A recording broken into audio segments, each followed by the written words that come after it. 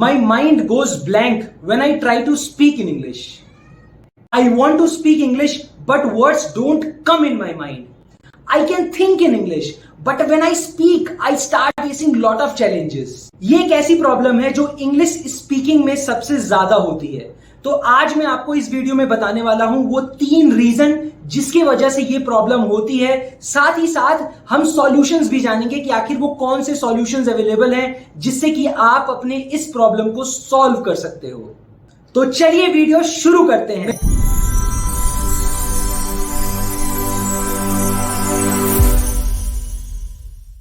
मेरा नाम है सौरभ राय और अब तक मैं 150 से ज्यादा कॉलेजेस में वर्कशॉप और सेमिनार्स ले चुका हूं, वो भी इंग्लिश कम्युनिकेशन से रिलेटेड। अगर मैं आपको इन कॉलेजेस की बात बताऊं तो इनमें बहुत सारी एनआईटी शामिल हैं, आईआईटी शामिल हैं, आईएम शामिल हैं और भी बहुत सारे कॉलेजेस हैं।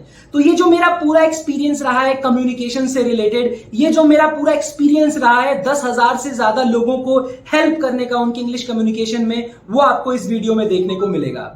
तो इससे पहले हम वो सारे रीजंस जाने, वो सारी चीजें जाने, मैं आपको अपनी कहानी बताना चाहता हूं कैसे मैंने इंग्लिश कम्युनिकेशन में बहुत सारे चैलेंजेस फेस किए। सबसे पहली चीज मैं आपको बताना चाहता हूं कि मैं बहुत ही एक छोटे से गांव से बिलोंग करता हूं, जहां पर हमारी जो भाषा है नॉर्मल हिंदी नहीं, वो भोजपुरी बोलते हैं। और जब मेरा स्कूलिंग जब खत्म हुआ, उसके बाद जब मुझे दिल्ली जैसे बड़े शहर में जब मेरा कॉलेज में एडमिशन हुआ, यहां जब मैं पहुंचा तो यहां पर लोग इंग्लिश में बात करते थे। मतलब कि मैं उन्हें देखा और मैं घबरा गया, अरे मैं कैसे इतनी अच्छी इंग्लिश बोल पाऊंगा। मुझे आज भी बहुत अच्छे से याद है, मेरे कॉलेज का पहला दिन था और मुझसे कहा गया प्लीज इंट्रोड्यूस योरसेल्फ। तो मैं भी बहुत जोश के साथ खड़ा हुआ, मैंने भी शुरू किया, my name is Saurabh Rai, I belong to. उसके बाद मैं कंप्लीटली ब्लैंक हो गया।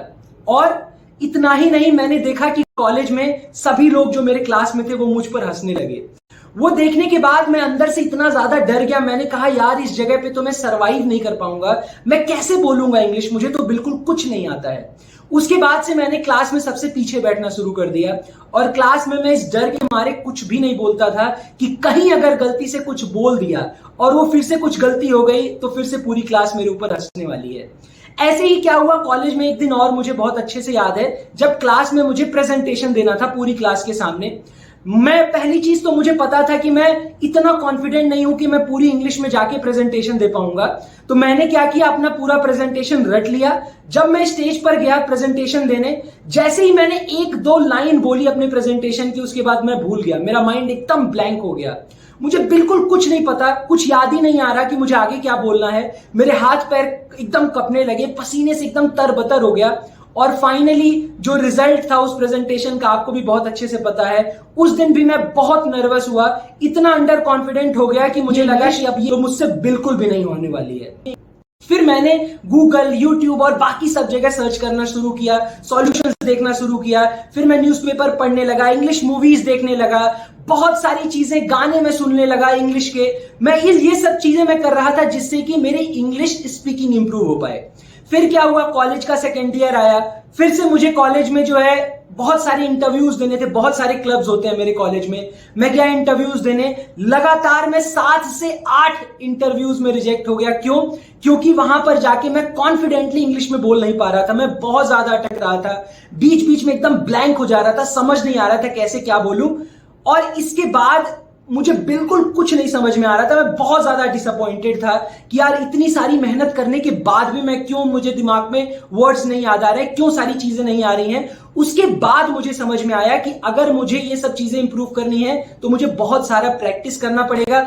उसके बाद की कहानी बहुत अलग है, मैंने इंग्लिश स्पीकिंग की क्लासेस ज्वाइन की, बहुत सारी चीजें मैंने ट्राई किया, दोस्तों के साथ प्रैक्टिस करने का ट्राई किया और फाइनली जाके कॉलेज के अंत तक मेरी थोड़ी सी कम्युनिकेशन इंप्रूव हुई और फाइनली मैं एक अच्छे कॉलेज में प्लेस हो गया। तो आइए जानते हैं अब वो कौन से वो 3 रीजंस हैं जिसके वजह से जब आप बोलते हैं इंग्लिश में तो कभी कभी आप ब्लैंक हो जाते हैं।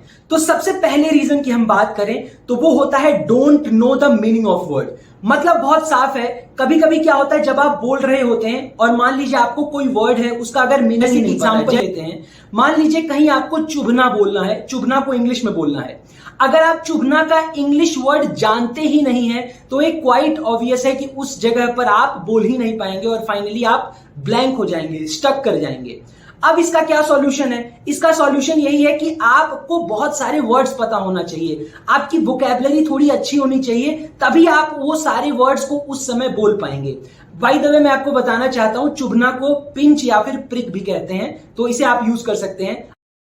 अब इसका सॉल्यूशन क्या है? इसका सॉल्यूशन ये है, बहुत सारे लोग ये बताते हैं कि आप जाइए 5-5 नए वर्ड याद करिए, 10 नए वर्ड रोज याद करिए। समस्या क्या है पता है? 5 वर्ड 10 वर्ड नए याद करने की कोई दिक्कत नहीं है, लेकिन समस्या ये है कि अगर हम ये वर्ड याद करें और इसे अगर कहीं हम प्रैक्टिस में लाए नहीं तो ये वर्ड हम ऑटोमेटिकली भूल जाते हैं। मुझे आज भी याद है, मेरे पास एक बहुत मोटी सी कॉपी है जिसपे मैंने बहुत सारे वर्ड लिखे थे, उसकी मीनिंग लिखा था, और आज उसमें से बहुत सारे ऐसे वर्ड होंगे जो मुझे नहीं याद होंगे।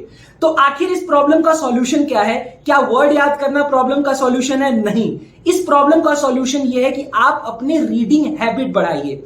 आप इंग्लिश में ज्यादा से ज्यादा चीजें पढ़ने की कोशिश करिए। जैसे कि आप क्या करिए, न्यूज़पेपर पढ़ना शुरू करिए, कोई इंग्लिश का नॉवेल हो वो पढ़ना शुरू करिए, कुछ भी आप अपने बस हैबिट में पढ़ना डालिए। अब समस्या ये है कि जब पढ़ने की बात होती है तो लोग एक दिन बैठते हैं, 2 घंटे पढ़ लेते हैं और फिर बहुत सारे टाइम तक आप पढ़ते ही नहीं हो। ऐसा नहीं करना है। पढ़ना बहुत ज्यादा इंपॉर्टेंट है। बस आप 5 मिनट से पढ़ना शुरू करिए। रीडिंग हैबिट बस 5 मिनट की डालिए, धीरे धीरे इस टाइम को इंक्रीज करिए। 15 मिनट, 20 मिनट, 25 मिनट, इतना बहुत है। बस आपको रोज पढ़ना है। ऑटोमेटिकली 1 से 2 महीने में आप जब बोलेंगे तो आपको ज्यादा से ज्यादा वर्ड्स अपने आप याद आ जाएंगे। क्यों? क्योंकि बहुत सारे ऐसे वर्ड होंगे जो आप देखेंगे रिपीट हो रहे हैं, तो ऑटोमेटिकली जो वर्ड रिपीट हो रहे हैं ऑटोमेटिकली वो आपको याद होते चले जाएंगे और 1 से 2 महीने, 3 महीने में आपकी वोकैबुलरी बहुत अच्छी हो जाने वाली है। अगर आपको ये वीडियो पसंद आ रहा हो तो प्लीज मेंटर प्लस के चैनल को सब्सक्राइब जरूर करिए। दूसरा प्रॉब्लम ये है कि know the meaning of the word but at that moment word is not coming in my mind. मतलब बहुत साफ है कि आपको वर्ड का मीनिंग पता है, लेकिन उस समय, उस मोमेंट पे आपको वो वर्ड की मीनिंग नहीं याद आ रही। ऐसा बहुत सारे लोगों के साथ होता है। कभी कभी क्या होता है, हम बोलते रहते हैं, उस समय हमें पता नहीं लगता यार इसकी मीनिंग क्या होगी। वैसे तो मुझे पता था, 5 मिनट बाद वो चीज याद हो जाएगी, लेकिन उस समय, उस मोमेंट में याद नहीं आ रहा होता है। ये बहुत ही ज्यादा क्लासिक केस है और ये बहुत सारे लोगों में देखने को मिलता है। अब जानते हैं कि आखिर ये प्रॉब्लम होती क्यों है। तो देखिए, होती इस वजह से है क्योंकि ज्यादातर लोग, हम लोग जो होते हैं, हम सोचते अपनी मदर टंग में है। मदर टंग यानी हिंदी, बंगाली, मराठी, गुजराती, हमारी जो अपनी भाषा है हम उसमें सोचते हैं, और जब हमें बोलना पड़ता है तो हम बोलते किस में है? इंग्लिश में बोलते हैं।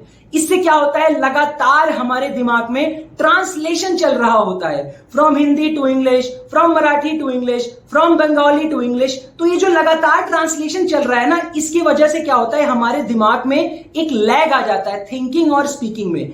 जो हम सोच रहे हैं, जो हम बोल रहे हैं, उसमें एक गैप आ जाता है। उसी गैप की वजह से ऐसा होता है कि हमें उस मोमेंट पे वर्ड्स नहीं याद आ रहे होते हैं। आइए देखते हैं वो कौन से वो 3 तरीके हैं जिससे कि आप अपने इंग्लिश कम्युनिकेशन की प्रैक्टिस कर सकते हैं। सबसे पहला सॉल्यूशन जो होता है वो ये है, start talking in front of the mirror. आप जाइए, मिरर के सामने खड़े होइए और रोज 2, 4, 5 मिनट मिरर के सामने खुद से बात करने की कोशिश करिए। बहुत सारे लोग ये कहते हैं कि सर मिरर के सामने जाएं तो, लेकिन बात कैसे करें? तो बात करने का देखिए बहुत सिंपल सा सॉल्यूशन मैंने निकाला है। वो ये है कि आप डेली रूटीन बताइए। आज आप गए, कल के बारे में आप बात बताइए कि आई वेक अप एट 6 AM, फिर उसके बाद मैंने क्या किया, कैसे किया, फिर मैं कब सोने गया।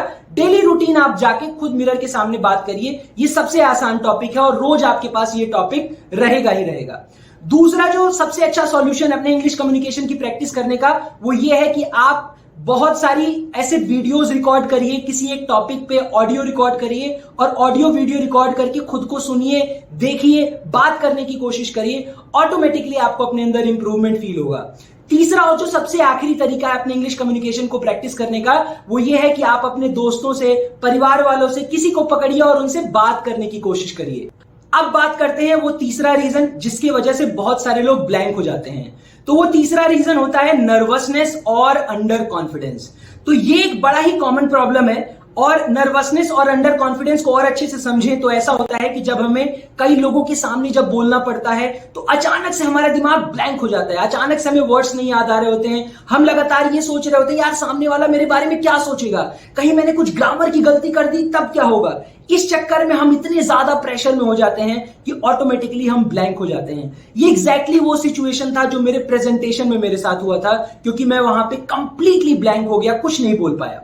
अब इस प्रॉब्लम को अगर आप देखें तो इसका सॉल्यूशन क्या है? इसका सॉल्यूशन सिर्फ एक ही है, वो होता है ग्रुप प्रैक्टिस। आप बहुत सारे लोगों के बीच में ग्रुप में बोलने की प्रैक्टिस करिए। कोई ग्रुप बनाइए अपने दोस्तों का जो कि इंग्लिश सीखना चाहते हो आपके जैसे, उनको साथ मिलाइए, उनके साथ प्रैक्टिस करने की कोशिश करिए। क्योंकि जब आप बहुत सारे लोगों के बीच में जा जाकर बोलेंगे, बहुत सारे लोगों के बीच में प्रैक्टिस करेंगे, तो वहां आपको एक नर्वसनेस, एक हेजिटेशन रहेगा और ऑटोमेटिकली ऐसे इन्वायरमेंट में जब आप बहुत सारा प्रैक्टिस करेंगे तो आपकी कम्युनिकेशन अपने आप जो है इंप्रूव हो जाएगी और नर्वसनेस वाली दिक्कत अपने आप खत्म हो जाएगी। ऐसे ही एक प्लेटफॉर्म है मेंटर प्लस, जहां पर जाके आप इंग्लिश कम्युनिकेशन की प्रैक्टिस कर सकते हैं। साथ ही साथ इस चैनल पे आपको ऐसे बहुत सारे वीडियोस मिल जाएंगे जहां पर आप जाके देख पाएंगे कि आखिर मेंटर प्लस कम्युनिकेशन की प्रैक्टिस कराता कैसे है। मेंटर प्लस की दो खास बातें हैं। पहली खास बात यह है कि यहां पर जो आपकी इंग्लिश कम्युनिकेशन की प्रैक्टिस होती है वो ग्रुप में आप प्रैक्टिस करते हैं, वो भी एक कम्युनिकेशन एक्सपर्ट के अंदर, जो आपको आपके मिस्टेक के हिसाब से गाइड करते हैं। दूसरी खास बात जो मेंटर प्लस की है वो ये है कि यहां पर आपको पर्सनलाइज फीडबैक मिलता है, यानी कि आप जिस एरिया में लैग कर रहे हैं उसके हिसाब से आपको फीडबैक मिलता है और उसके हिसाब से आपका जो है इंप्रूवमेंट कराया जाता है। बाकी मेंटर प्लस की लिंक जो है आपको डिस्क्रिप्शन में मिल जाएगी, वहां जाकर आप अपना ट्रायल सेशन बुक कर सकते हैं और देख सकते हैं कि कैसे मेंटर प्लस आपके कम्युनिकेशन में आपकी हेल्प कर सकता है। बाकी गाइस, अगर आपको ये वीडियो पसंद आया हो तो प्लीज प्लीज प्लीज इस चैनल को सब्सक्राइब जरूर करिए, इस वीडियो को लाइक जरूर करिए, और अगर आपके कोई भी दोस्त हैं जो ये सेम चैलेंज फेस कर रहे हैं तो उन्हें आप ये वीडियो शेयर कर सकते हैं, इससे उनकी बहुत ज्यादा हेल्प होगी। तो मिलते हैं आप सभी से अगले वीडियो में एक बहुत ही ज्यादा एक्साइटिंग टॉपिक के साथ। आप देख सकते हैं इस चैनल पे हम इंटरव्यूज के बारे में बात करते हैं, इंग्लिश कम्युनिकेशन के बारे में बात कर सकते हैं, वो सारी वीडियोस भी जाके आप इस चैनल में चेकआउट कर सकते हैं। Thank you so much for watching.